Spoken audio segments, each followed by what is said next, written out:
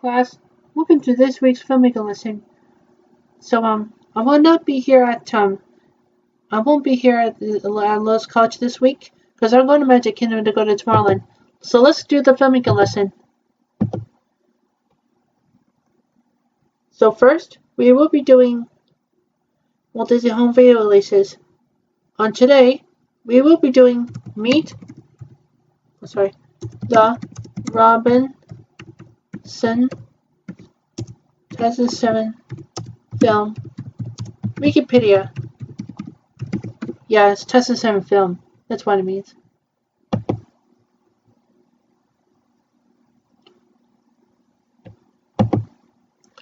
Okay.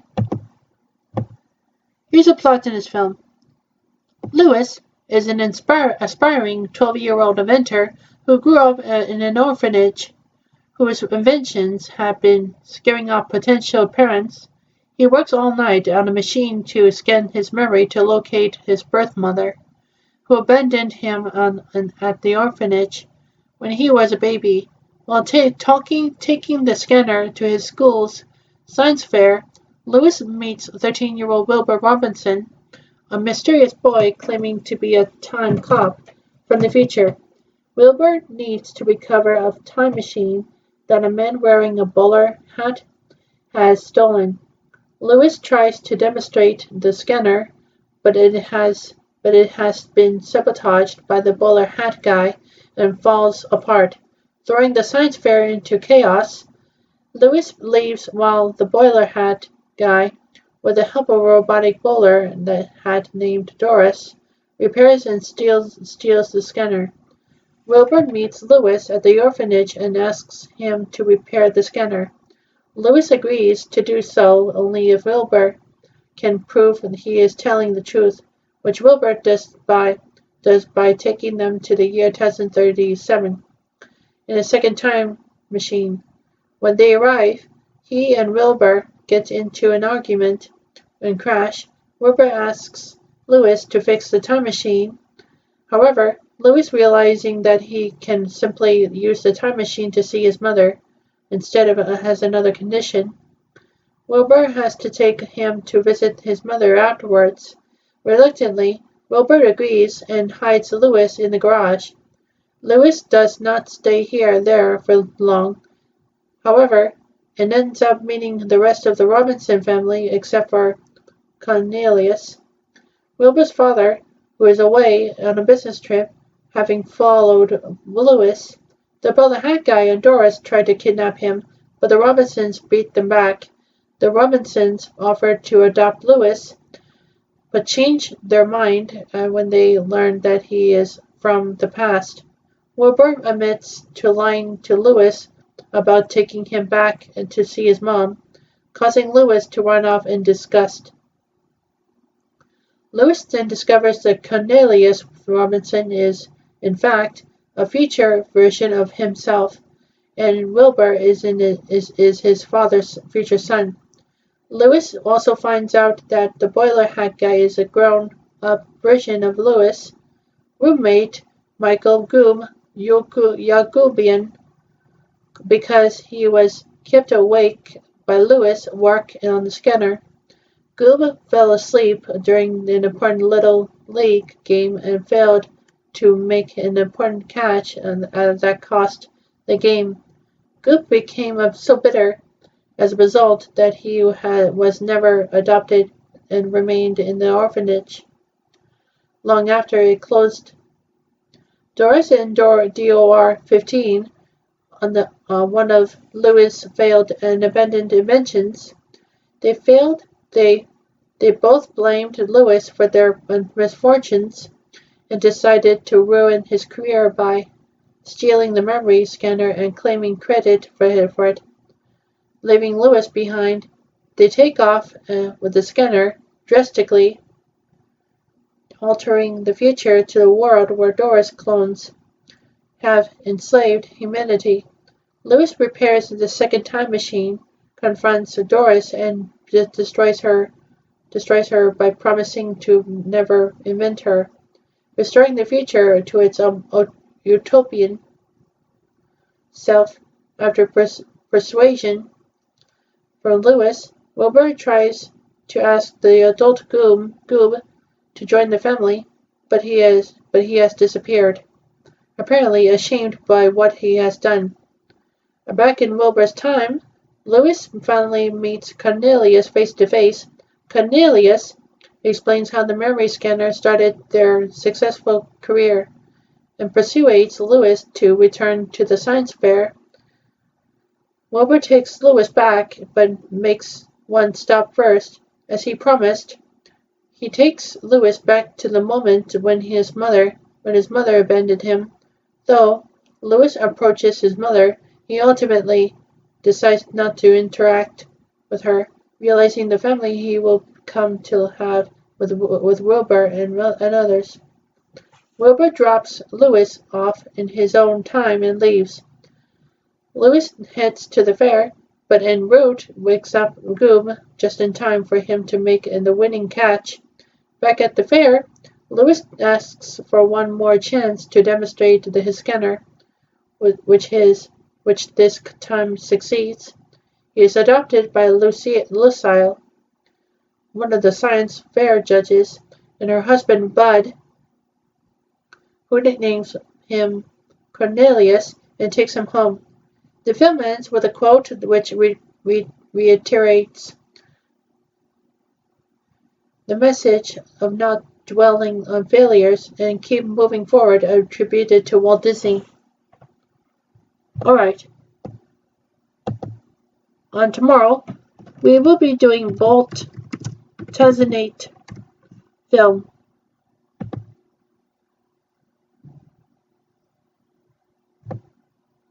Here's a plot to this film. A white shepherd puppy named Bolt is adopted by an 80-year-old girl named Penny. 5 years later, Bolt and Penny star in a hit television series called Bolt, in which Bolt uses various superpowers to protect Penny from the villain.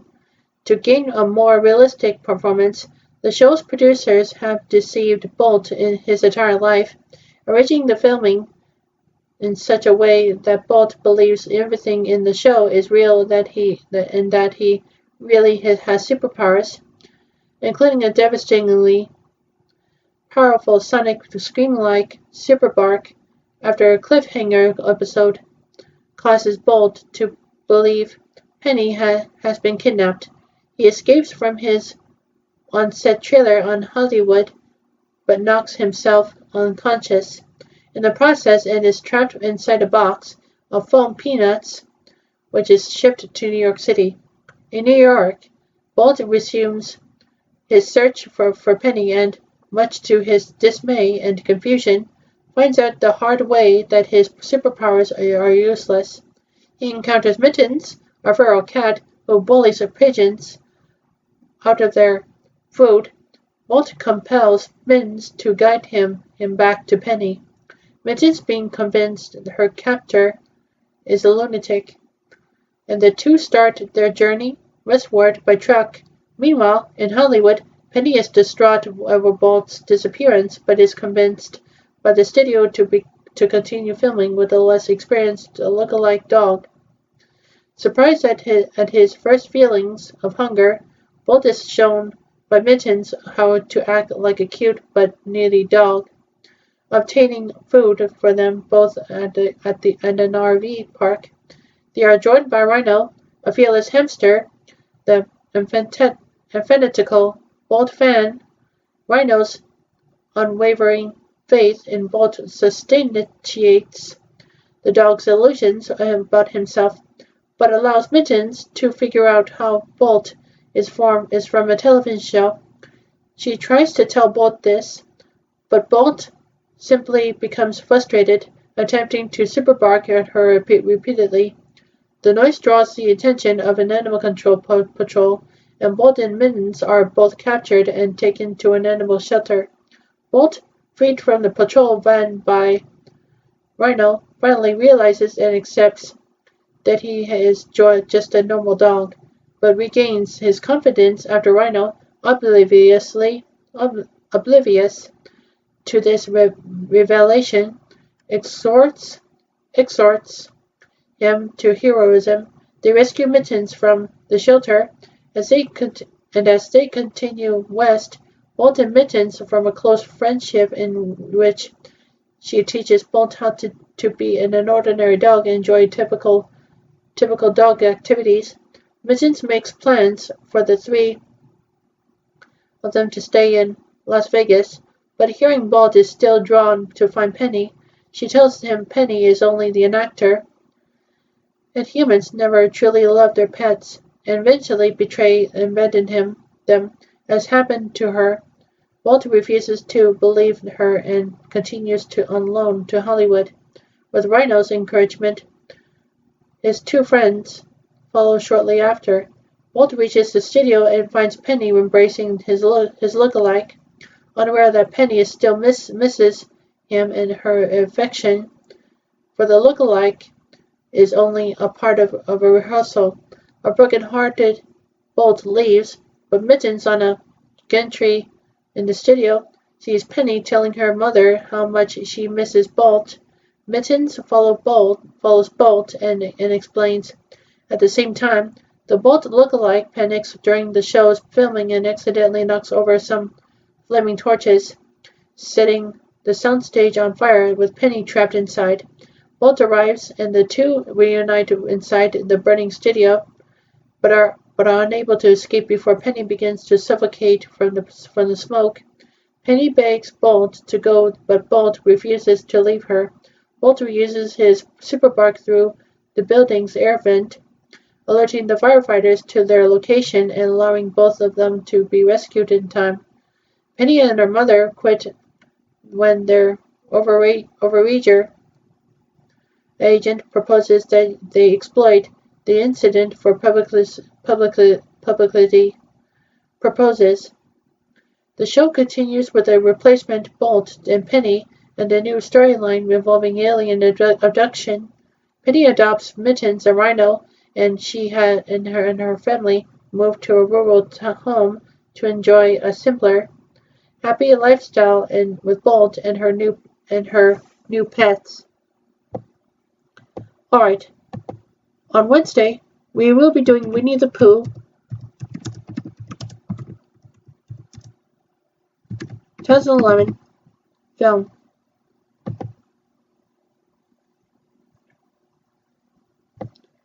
Here's a plot to this film. Winnie the Pooh wakes up one day to find that he is out of honey, the tummy song. While out searching for more, Pooh discovers that Eeyore has lost his tail.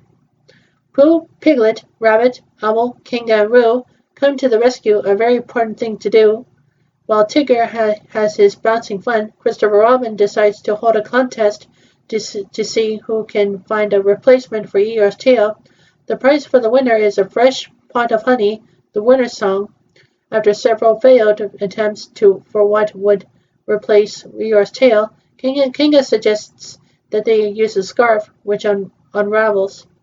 The next day, Pooh gives to visit Christopher Robin and finds a note that says, "Gone out busy, back soon," a misspelling of "gone out busy, back soon." Pooh is unable to read the note, so he asks for Owl's help. Owl's poor reading comprehension skills lead Pooh and his friends to believe that Christopher Robin has been abducted by a ruthless and mischievous monster they call the Backson. The Backson song. Rabbit plans to trap the Backson in a pit, which they think he will fall into, and after following a trail of items leading to it. Meanwhile, Tigger, who wants to sidekick to help him defeat the Backson, recruits the reluctant Eeyore to be a second Tigger. It's gonna be great. He dresses up like a Backson and tries to teach Eeyore how to fight. Eeyore manages to escape from Tigger and hides underwater, where he discovers an anchor. After a failed attempt to get honey from a beehive, Pooh's imagination combined with his hunger to get the better of him. Everything is honey, and he ends up accidentally eating some mud and falling into the pit meant for the Backson. Rabbit, Kangaroo, Owl, Piglet, and Eeyore, using the anchor he found as a replacement tail, try to get him out, but fall in themselves. Piglet, who did not fall in, attempts to get Pooh and friends out of the trap, though continuously irritating Rabbit with over interpretations of his instructions, but runs into Tigger, who is still in his Baxen outfit, and mistakes him for the actual monster. Piglet escapes from Tigger on a red balloon, which knocks some of the storybook's letters into the pit. After the chase, Tigger and Piglet fall into the trap, as well as where Eeyore reminds Tigger that he, being the only one, is the most wonderful thing about Tiggers. Eventually, Pooh figures out how to use the fallen letters to form a ladder and his friends are able to escape the pit. They soon find Christopher Robin and tell him about the Baxen, but he clarifies by saying that he meant to be back soon. The honey pot prize is given to the red balloon from earlier, much to Pooh's dismay. Later, Pooh visits Owl, only to find that Owl is the one that has taken Eeyore's tail. Not realizing that it belongs to Eeyore, Owl has been using Eeyore's tail as a bell pull for his door. Pooh decides to return the tail. Owl wants to know what to do with Pooh's honey, ignoring his tummy's requests. Just a minute. So, let's continue. Okay, let's continue reading. Pooh thanks Owl's offer, but he has to help his friend. That evening, Eeyore's tail has been fitted. Christopher Robin is proud of Pooh as a reward for his kindness. He is given a large pot of honey, Pooh's finale. In a post-credit scene, the Baxen is revealed to really exist, but is actually very nice and gentle. He finds the items left for him, including the chalk drawing of himself, to which he calls it a scary-looking fella. Assuming the items belong to him, he starts picking them up but ends up falling into the pit. Alright. On 1, 2, 3. Okay. On Thursday, we will be doing The Sorcerer's Apprentice.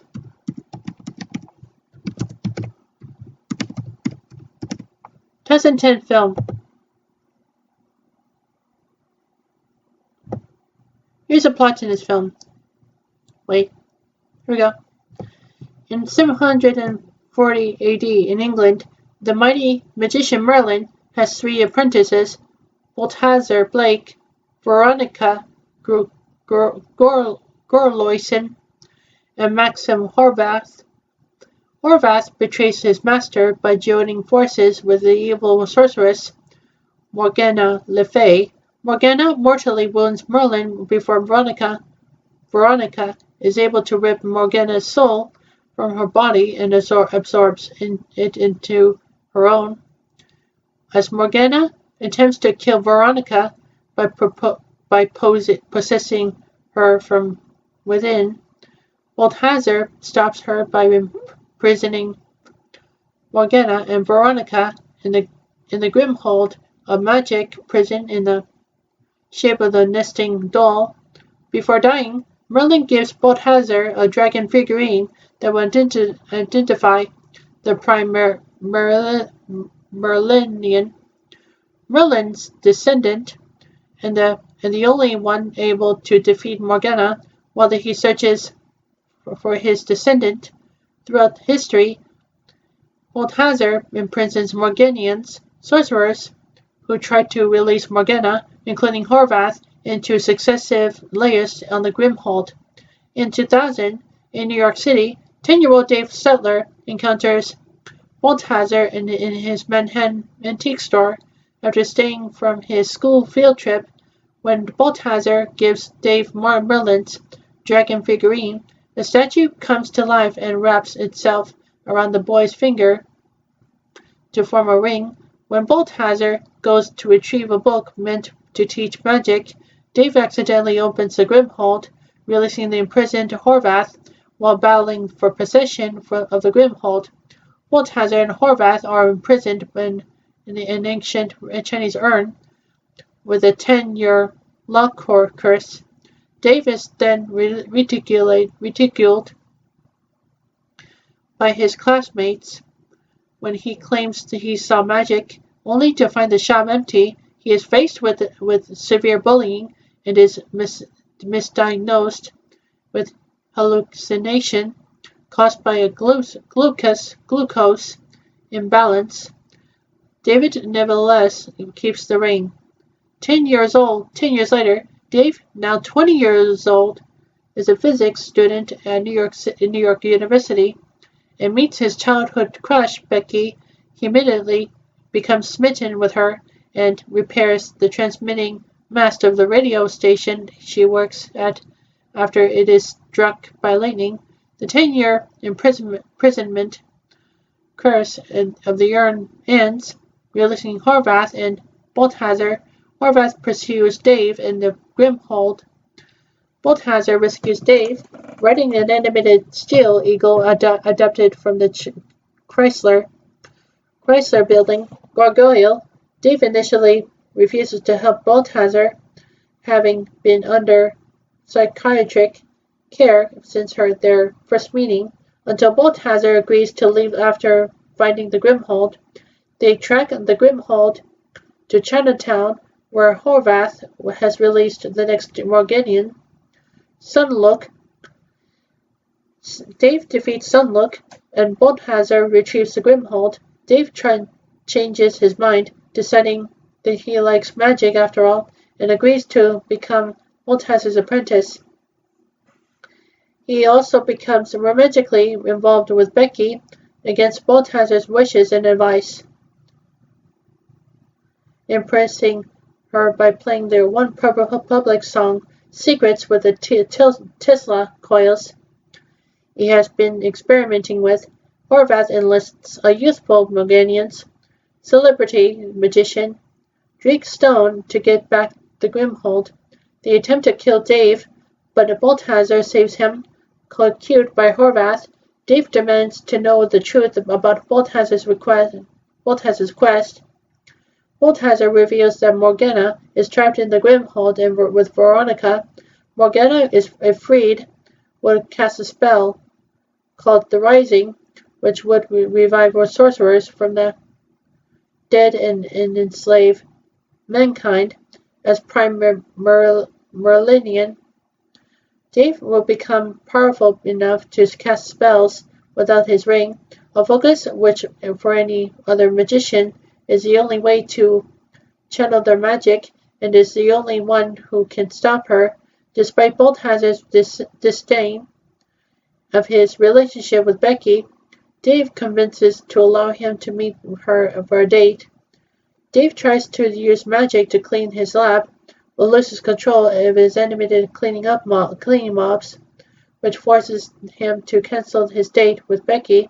He is saved because of Balthazar's intervention and, disillusioned, decides to give up on magic until Becky unknowingly changes his mind. He returns to his underground subway lab, just as Drake and Horvath try to kill Balthazar and steal the Grimhold. Horvath, having no more use for Drake, casts a parasite spell and steals Drake's magic and his ring. Horvath releases the witch, Abigail Williams, uses her to kidnap Becky, then steals her magic and pendant. Focus, he threatens to kill Becky, therefore forcing Dave to surrender the Grimhold and his ring. Balthazar goes after Horvath in Battery Park, sure that Dave, without his ring, will be killed.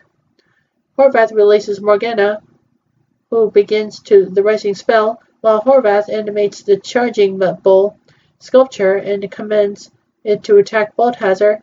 Dave arrives and stuns Horvath with a Tesla coil tied to Balthazar's car. While Balthazar's eagle flies away with a bull, Becky disrupts the rising spell, stunning Morgana. Balthazar takes Morgana's body and soul from Veronica into himself, but Morgana escapes and tries to incinerate them. Dave attempts to stop her without his ring and succeeds, proving that he is the Primarilian. Morgana shoots plasma bolts at the three and overwhelming Balthazar and Veronica's shield spells, kills Balthazar when he bodily intercepts a bolt meant for Veronica.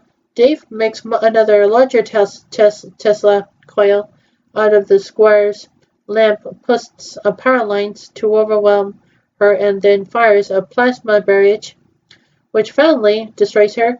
He revives Balthazar by restraining his heart with plasma shocks, and Balthazar reunites with Veronica. Dave and Becky kiss and fly to France for breakfast on Balthazar's eagle. In a post-credit scene, Horvath retrieves his hat from Balthazar's shop. Alright, on Friday, we will be doing the one and only Ivan film. I should say 2020 film. Okay, here's the plot in this film. Ivan, the silverback western lowland gorilla, lives in the enclosure at Big Top Mall. He performs for Mac, the owner, alongside the other performers, a wise and nurturing African elephant named Stella, a spoiled poodle named Snickers, and a spunky chicken named Henrietta, a fire truck riding rabbit named Murphy, a paranoid sea lion named Frankie, and a loquacious parrot named Thelma. Ivan is accompanied by a stray mutt, who they later named Bob, who secretly lives in his enclosure. Mac's janitorial employee, George, brings his daughter, Julia, who frequently interacts with Ivan. One day, Julia leaves her old crayons with Ivan, who suddenly begins taking an interest in drawing with them. Julia is apparently the only one who can decipher his drawings and what they mean. The Big Top Mall begins losing business, much to Mac's concern, but becomes excited when he purchases a baby elephant named Ruby, who begins to draw in the crowd. Ivan is initially hesitant over accepting Ruby, especially when she begins to pry into his personal life. But Stella, who has been caring for Ruby, suddenly becomes weaker and unable to perform. Ivan gives Ruby encouragement to embrace the crowd on her own. Afterwards, Ruby asks Ivan to tell her a story and Ivan reveals how Mac and his wife, Helen, adopted him and when he was just a baby. As Ivan got bigger, Mac became forgiving of his animalistic behavior, but Helen left him out of frustration. Mac eventually purchased the mall and turned it into a circus. Stella asks Ivan to look after Ruby and make sure she is free before passing away. Mac begins to train Ruby for the circus, which displeases Ivan, and he decides to find a way to free her. Ivan's drawings are discovered by Mac and decides to make it the next big act. But despite the publicity in the news, Ivan refuses to cooperate. At night, Ivan and Bob trick the security guard Costello and free themselves in Ruby. At Ruby's urging, Henrietta, Murphy, Frankie, and Thelma are also released, and the animals flee the Big Top Mall to escape to the forest on the other side of the highway. To their disappointment, the forest is just an intersection, and they are surrounded by more city. Mac, who was alerted by Costello, manages to bring the animals back and tries to keep their escape a secret. Ruby asks Ivan to tell her another story. At Bob's urging, Ivan finally explains how he used to live in the jungle with other gorillas. Ivan, then known as Mud, loved to make drawings in the mud and play with his sister Tag, who loved playing tag. Ivan was separated by his family when poachers came and he had not seen any other gorillas since.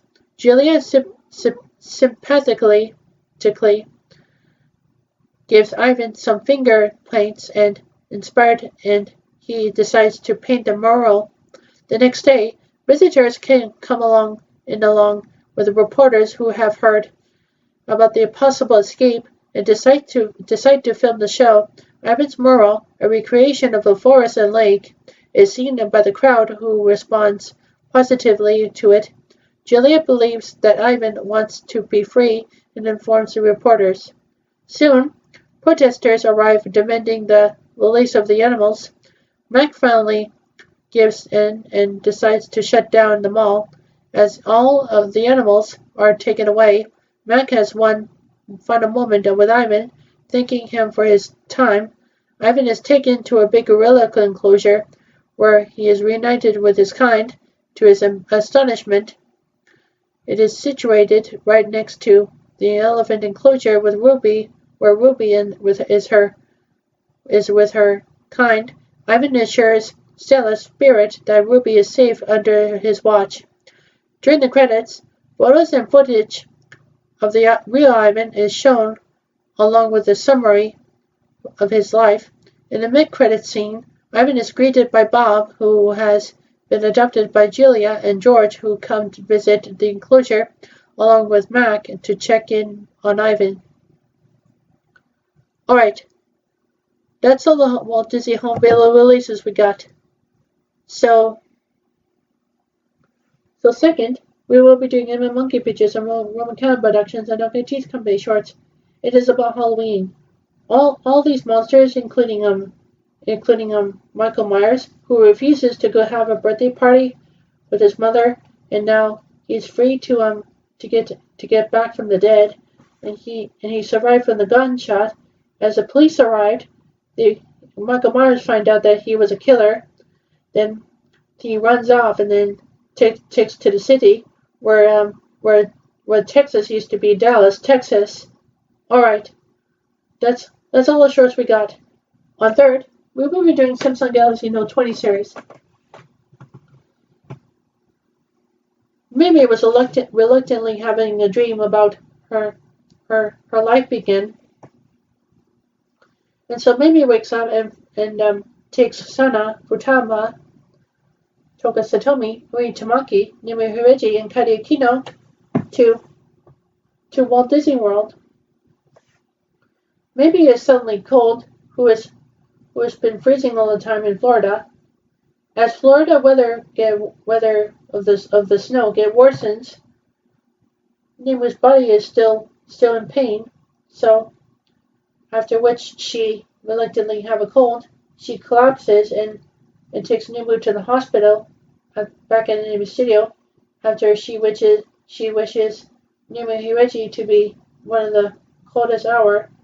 As Nimu Hireji wakes up from her unconscious cold, she gets up and puts on a wheelchair, and Mimi was pushing Nimu's wheelchair, and the magical girls came with Nimu Hireji, who has remembered that she was in a hospital with Toka and Ui, that she had a fight with Toka.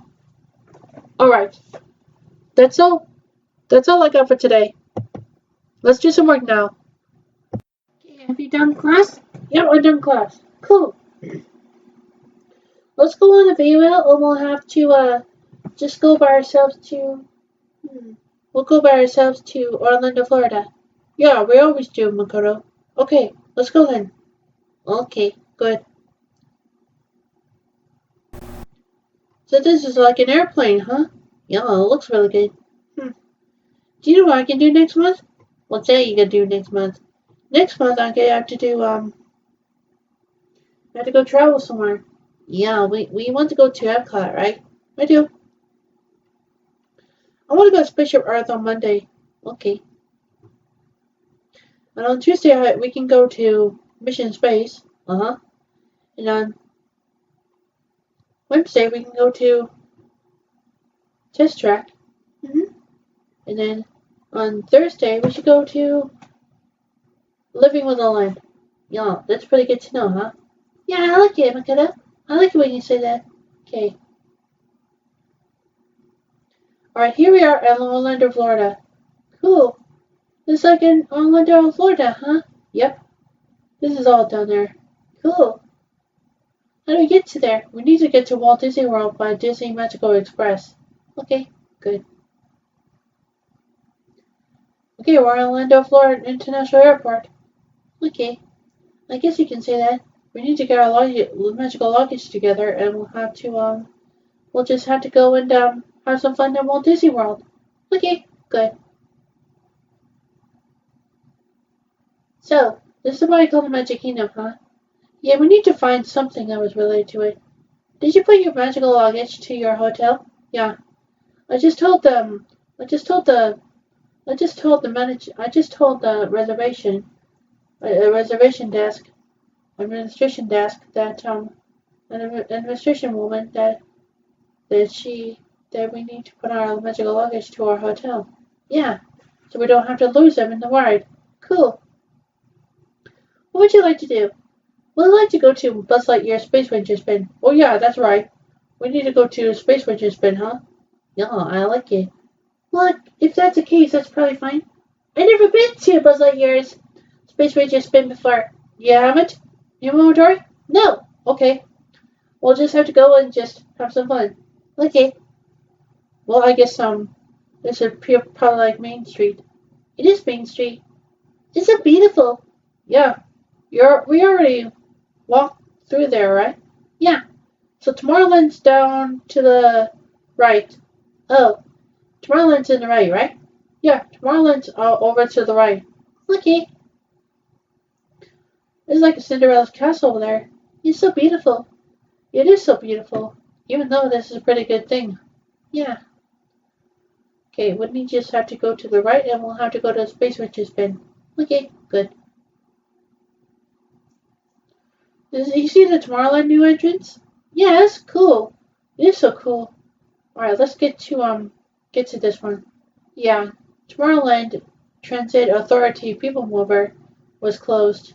Yeah, it's not open to the public until we get it fixed.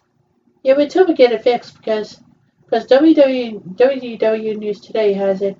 Yeah, it's good to know. Okay, well,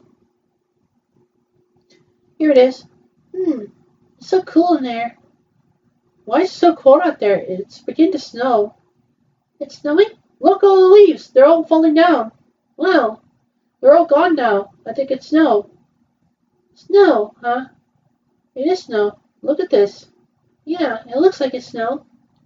It's snowing out there because everyone wearing their coats on. Yeah, I wear my coat too. I wear my coat too. Well, actually, I do. You do, Blizzard? Yeah.